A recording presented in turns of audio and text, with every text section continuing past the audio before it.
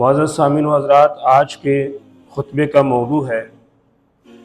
اگر زندگی میں برکت چاہیے تو حلال کو اپناؤ اور حرام سے اپنے آپ کو بچاؤ۔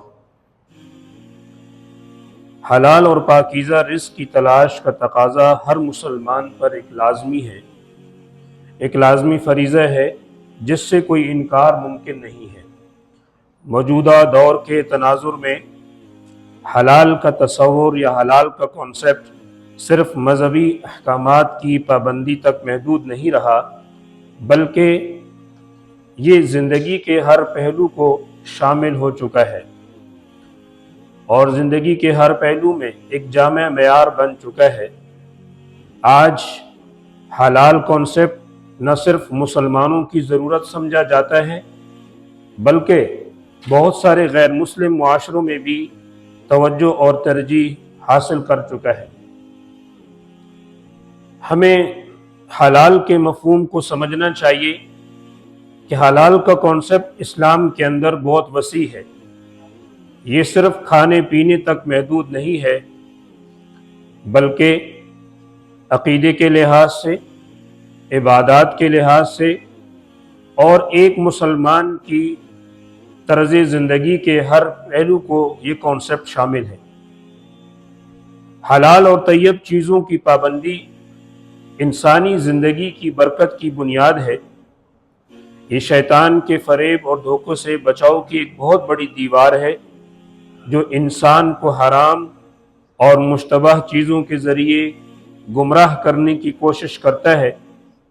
جیسا کہ اللہ تعالیٰ نے سورہ بقرہ کی آیت نمبر 168 میں فرمایا، اے لوگو، زمین کی چیزوں میں سے وہ کھاؤ جو حلال اور پاکیزہ ہے اور شیطان کے نقش قدم پر نہ چلو، یقیناً وہ تمہارا کھلا دشمن ہے۔ حلال اور طیب کا اصول یعنی حلال اور پاکیزہ کا اصول ایک فطری اور عالمی حقیقت ہے جسے ہر انسان مانتا ہے۔ حلال سے مراد وہ چیز ہے جو شریعت کے مطابق جائز ہو اور حرام سے پاک ہو، جبکہ طیب اور پاکیزہ سے مراد وہ چیز ہے جو صاف ہو، اچھی کوالٹی کی ہو، پاکیزہ ہو، محفوظ ہو اور معیاری چیز ہو، غذائیت سے بھرپور خوراک ہو تاکہ وہ صحت کے لیے نقصان دہ نہ ہو۔ ان دونوں عناصر کا امتزاج اس بات پر زور دیتا ہے کہ خوراک صرف شرعی لحاظ سے حلال نہیں ہونی چاہیے بلکہ کوالٹی اور معیار اور فائدے کے لحاظ سے بھی خوراک کا اچھا ہونا ایک لازمی جزو ہے۔ ہماری زندگی میں حلال کا تصور، حلال کا کانسیپٹ ایک مسلمان کی طرز حیات کے ہر پہلو کو شامل ہے جو حلال طیبہ کے اصول یعنی پاکیزگی، صفائی اور صحت مند طرز زندگی پر مبنی ہے، جو شریعت کے مطابق ہو۔ بحیثیت مسلمان ہمیں یہ سوچنا چاہیے کہ ہماری زندگی کے ہر پہلو میں، مثال کے طور پر لباس، استعمال کی اشیاء، ہماری خوراک اور ہماری مشروبات حلال اور شرعی اصولوں کے مطابق چیزوں کو یقینی بناتے ہیں یا نہیں۔ آئیے میں اور آپ اپنی ہر روزمرہ زندگی پر غور کریں، کیا ہم واقعی اس بات کا خیال کرتے ہیں کہ جو کچھ ہم کھاتے ہیں وہ حلال بھی ہے یا نہیں؟ کیا ہم اپنی پینے کی چیزوں کو حلال حیثیت پر تولتے ہیں یا توجہ دیتے ہیں؟ کیا ہم اپنے پہنے ہوئے لباس کے ماخذ کو جانچتے ہیں کہ یہ پروڈکٹ کہاں سے آئی ہے، کیسے بنی ہے؟ کیا اپنی روزمرہ استعمال کی اشیاء کے اندر حلال کی حیثیت کے بارے میں ہم فکر کرتے ہیں یا نہیں؟ یا بس لاپرواہی سے جو ملے، جیسے ملے، جہاں سے ملے، چلتا ہے والا رویہ رکھتے ہیں؟ معزز سامعین و حضرات، آج کے دور میں بعض لوگ کھانے پینے کی چیزوں کے حلال یا حرام ہونے کی پرواہ کم کرتے جا رہے ہیں۔ ہمیں شاید ذائقے کی زیادہ فکر ہے مگر اس کے اثرات اور نتائج پر غور نہیں کرتے۔ حالانکہ اسلام نے ہمیشہ اپنے ماننے والوں کو تاکید کی ہے کہ وہ خبردار رہیں، محتاط رہیں اور صرف حلال، پاکیزہ اور اچھی کوالٹی پر مبنی ذرائع سے خوراک حاصل کریں، کیونکہ ہر مسلمان پر ایک لازمی فریضہ ہے۔ یہ کوئی اختیاری بات نہیں ہے کہ اگر کر لیا تو بہت اچھی بات ہے اور اگر نہ کیا تو کوئی مسئلہ نہیں۔ معزز سامعین و حضرات، حرام غذا کا استعمال نہ صرف شریعت کی خلاف ورزی ہے بلکہ ایک مسلمان کی روحانی اور اخلاقی بنیادوں کو بھی تباہ کر دیتا ہے۔ حرام کھانے والا آدمی اور اس کے رب کے درمیان یہ حرام ایک پردہ بنا دیتا ہے اور اس انسان کی دعائیں قبول نہیں ہوتی، اس کے اعمال بے اثر اور بے روح ہو جاتے ہیں۔ حرام غذا دل کو آلودہ کرتی ہے اور عقلوں کو اندھا کر دیتی ہے اور انسانی فطرت کو بگاڑ دیتی ہے، یہاں تک کہ انسان حق و باطل میں، سچ اور جھوٹ کے اندر فرق کرنے کے قابل نہیں رہتا۔ جس دل میں حرام چیزیں رچ بس جاتی ہیں وہاں ایمان کمزور ہو جاتا ہے، اخلاق گرتے ہیں اور زندگی کا رخ انسان کھو بیٹھتا ہے۔ معزز سامعین و حضرات، اس بات کو یاد رکھیے کہ حرام کھانے کا اثر صرف دنیا تک محدود نہیں ہے بلکہ آخرت میں بھی سخت انجام کا باعث ہے۔ جو انسان حرام رزق سے نہیں بچتا وہ اس بات کو بخوبی جان لے اور دل کے اندر بٹھا لے کہ حرام کا مال آخرت کے بارے میں لازمی حساب ہوگا۔ جو لوگ حرام کھاتے ہیں وہ شیطان کے ساتھ جہنم میں پھینکے جائیں گے، جیسا کہ شریعت نے بیان کیا ہے۔ یہی وجہ ہے کہ شیطان کبھی انسان کو گمراہ کرنے سے باز نہیں آتا، دن رات مختلف طریقوں سے اسے بہکاتا ہے تاکہ انسان حرام کاموں میں لگ جائے، حرام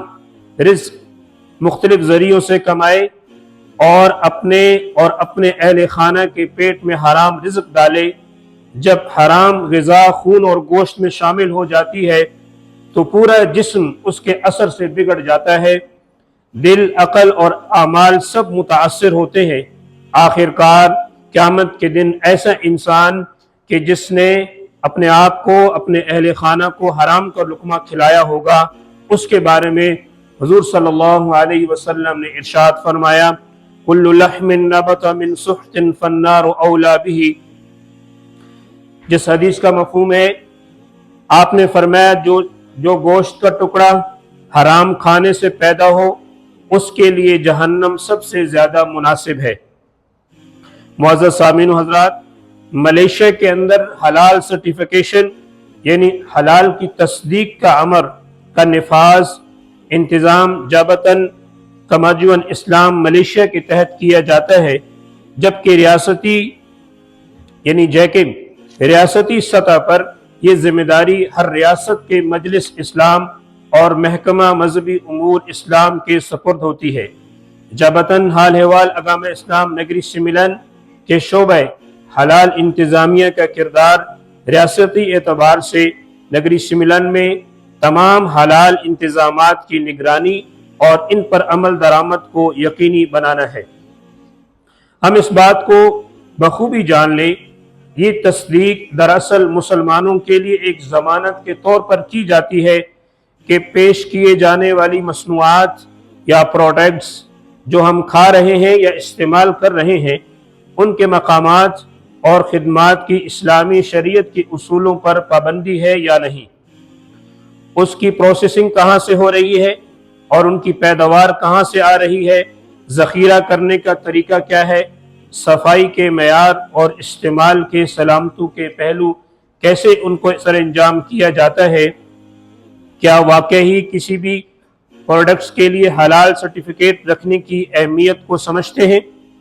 ہمیں بحیثیت مسلمان اس بات کو دیکھنا چاہیے، بغیر اس تصدیق کے مسلمان ایسے کھانے پینے کی چیزیں استعمال کرنے سے خطرے میں رہتے ہیں جو مشتبہ ہوں یا ممکنہ طور پر حرام ہو سکتی ہیں، اور یہ ان کی روزمرہ عبادات کی پاکیزگی اور طہارت اور زندگی کی برکت کو متاثر کرتی ہیں۔ اس کے علاوہ اس کے برعکس اگر کسی مصنوعات کو حلال تصدیق مل جائے یا سرٹیفکیٹ ملا ہوا ہے تو وہ خوراک اور مشروبات بغیر کسی شک و شبہ کے استعمال کیے جا سکتے ہیں، کیونکہ وہ شریعت کے مطابق اجزاء اور تیاری کے عمل اور انتظامی طریقہ کار سے منظور شدہ ہوتے ہیں۔ معزز سامعین و حضرات، ملیشیا کے اندر حلال سرٹیفکیٹ نہ صرف شرعی تقاضوں کی تکمیل کے لیے اہم ہے بلکہ یہ مسلمانوں کی معیشت کی ترقی میں بھی بڑا کردار ادا کرتا ہے۔ آج حلال صنعت یعنی حلال انڈسٹری ایک عالمی سطح کا تیزی سے ترقی پانے والا اہم شعبہ ہے جو صرف مسلمانوں کے لیے نہیں، مسلمانوں کی ضروریات تک محدود نہیں رہا بلکہ ملیشیا کو عالمی حلال مرکز کے طور پر تسلیم اور ایکسپٹ کیا گیا ہے۔ مجلس اسلام اور ریاستی ادارہ جیکم جو حکومت کی جانب سے